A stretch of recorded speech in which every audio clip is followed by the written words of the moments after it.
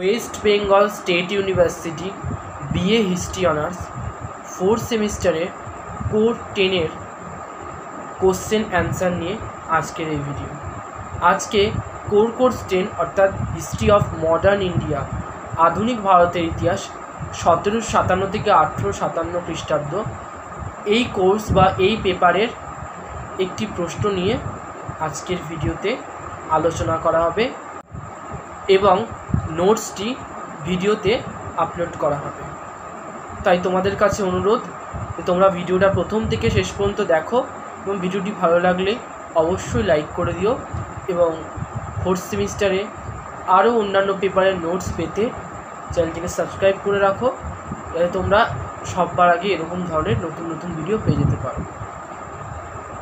আজকে যে প্রশ্নটির নোটস দেওয়া হবে সেই প্রশ্নটি হলো বাংলার রাজনীতি এবং অর্থনীতির ওপর পলাশীর যুদ্ধের প্রভাব কী ছিল। আমরা সবাই জানি যে 1757 সালের 23শে জুন সিরাজউদ্দৌলা এবং ইংরেজ ইস্ট ইন্ডিয়া কোম্পানির মধ্যে একটি যুদ্ধ হয়, যা পলাশীর যুদ্ধ নামে পরিচিত। এই যুদ্ধের প্রভাব আমাদেরকে আলোচনা করতে হবে। প্রথমে আমরা আলোচনা করব বাংলার রাজনীতির ওপর পলাশীর যুদ্ধের প্রভাব। পলাশীর যুদ্ধে ইংরেজরা জয়লাভ করে এবং সিরাজউদ্দৌলা পরাজিত হয়। ইংরেজরা জয়লাভ করার ফলে ভারতের স্বাধীনতার সূর্য 200 বছরের জন্য অস্তমিত হয়। পলাশীর যুদ্ধে জয়লাভ করার ফলে ব্রিটিশ ইন্ডিয়া কোম্পানির পক্ষে বাংলায় প্রভু হয়ে বসার পথ প্রশস্ত হয়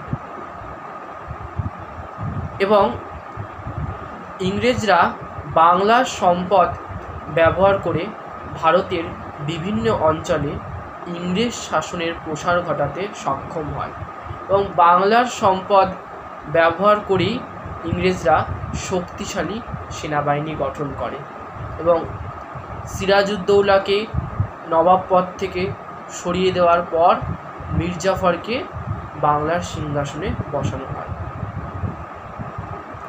এবং মির্জাফর ইংরেজদের হাতের পুতুলে পরিণত হয়।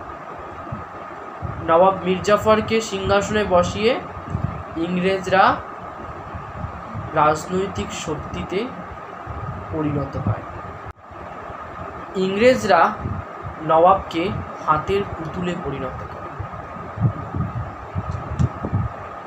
এবং পলাশীর যুদ্ধের পরেই কিন্তু বাংলার স্বাধীনতার সূর্য 200 বছরের জন্য অস্তমিত হয়। পলাশীর যুদ্ধকে আমরা একটা ল্যান্ডমার্ক হিসাবে ধরতে পারি। ঐতিহাসিক যদুনাথ সরকারের মতে পলাশীর যুদ্ধের পরই ভারতে মধ্যযুগের অবসান ঘটে এবং আধুনিক যুগের সূচনা হয়। এবার বাংলার অর্থনীতির ওপর পলাশীর যুদ্ধের প্রভাব। ইংরেজরা সিরাজউদ্দৌলাকে সরিয়ে বাংলার নবাব করলেন মির্জাফরকে এবং মির্জাফরকে সিংহাসনে বসিয়ে মির্জাফরের কাছ থেকে অর্থ আদায় করতে থাকে। নানা রকম ছলে বলে কৌশলে মির্জাফরের কাছ থেকে অর্থ আদায় করতে থাকে ক্লাইভ, ইংরেজ সেনাবাহিনী, ইংরেজ কর্মচারী। এর ফলে বাংলার রাজকোষ আস্তে আস্তে শূন্য হয়ে যেতে থাকে। কোম্পানির কর্মচারীরা, তারপর ক্লাইভ, এরা নানা রকম অবৈধ উপায়ে সম্পদ লুণ্ঠন করতে থাকে, বাংলার সম্পদ লুণ্ঠন করতে থাকে, যাকে আমরা পলাশী লুণ্ঠন বলি। চলো দেখে নেওয়া যাক আজকের প্রশ্নের উত্তরটি। বাংলার রাজনীতি ও অর্থনীতির ওপর পলাশী যুদ্ধের প্রভাব কী ছিল? সিরাজউদ্দৌলা 1756 খ্রিস্টাব্দে বাংলার সিংহাসনে বসেন। সিংহাসনে বসার পর ইংরেজ ইস্ট ইন্ডিয়া কোম্পানির সঙ্গে সিরাজউদ্দৌলার বিরোধ বাধে এবং এই বিরোধের পরিণতিতেই 1757 সালের 23শে জুন পলাশীর প্রান্তরে ব্রিটিশ ইস্ট ইন্ডিয়া কোম্পানি এবং সিরাজের মধ্যে পলাশির যুদ্ধ সংগঠিত হয়। বাংলার রাজনীতি এবং অর্থনীতির ওপর পলাশি যুদ্ধের প্রভাব ছিল অপরিমেয়। পলাশির যুদ্ধে জয়লাভ করেই ইংরেজ কোম্পানি বা ব্রিটিশের পক্ষে বাংলায় প্রভু হয়ে বসার পথ প্রশস্ত হয়। এই যুদ্ধের পর থেকেই বাংলার সম্পদ ব্যবহার করে ইংরেজরা ভারতের অন্যান্য অঞ্চলে ব্রিটিশ শাসনের প্রসার ঘটায়। বাংলার বিপুল রাজস্ব সম্পদ দিয়ে ইংরেজরা শক্তিশালী সেনাবাহিনী সংগঠিত করতে সক্ষম হয়। এই যুদ্ধের সাফল্য ব্রিটিশের সম্মান ও মর্যাদাকে বাড়িয়ে দেয়। পলাশির যুদ্ধে ইংরেজদের কাছে বাংলার নবাব সিরাজউদ্দৌলার পরাজয়ের ফলে বাংলার স্বাধীনতার সূর্য প্রায় 200 বছরের জন্য অস্তমিত হয়। ইংরেজরা নিজেদের হাতের পুতুল হিসাবে মীরজাফরকে সিংহাসনে বসিয়ে ইংরেজরা নিজেরা সিংহাসনের পশ্চাতে শক্তিতে পরিণত হয়। পলাশির যুদ্ধের পর বাংলার নবাবের হাতে কিছু কিছু প্রশাসনিক ও রাজনৈতিক দায়িত্ব ছিল। কোম্পানি তাদের হাতের পুতুল হিসাবে একের পর এক নবাবকে সিংহাসনে বসিয়ে বাংলার আর্থিক ও বাণিজ্যিক সুযোগ সুবিধা আদায় করার চেষ্টা করে। পলাশির যুদ্ধের পর ইংরেজরা ভারতে ইংরেজ শাসনের প্রসার ঘটায়। মধ্যযুগের অবসান ঘটে এবং আধুনিক যুগের সূচনা হয় ভারতবর্ষে। যদুনাথ সরকারের মতে 1757 খ্রিস্টাব্দে 23শে জুন থেকে ভারতে মধ্যযুগের অবসান এবং আধুনিক যুগের সূচনা ঘটে। পলাশির যুদ্ধের পর বাংলার নবাব হয় মীরজাফর, কিন্তু তিনি ছিলেন অধ্যক্ষ শাসক। তখন থেকেই নবাব কোম্পানির অনুগত দাসে পরিণত হয়। বাংলার অর্থনীতির ওপর পলাশির যুদ্ধের প্রভাব পড়েছিল। পলাশির যুদ্ধের পর শুরু হয় পলাশির লুটপাট।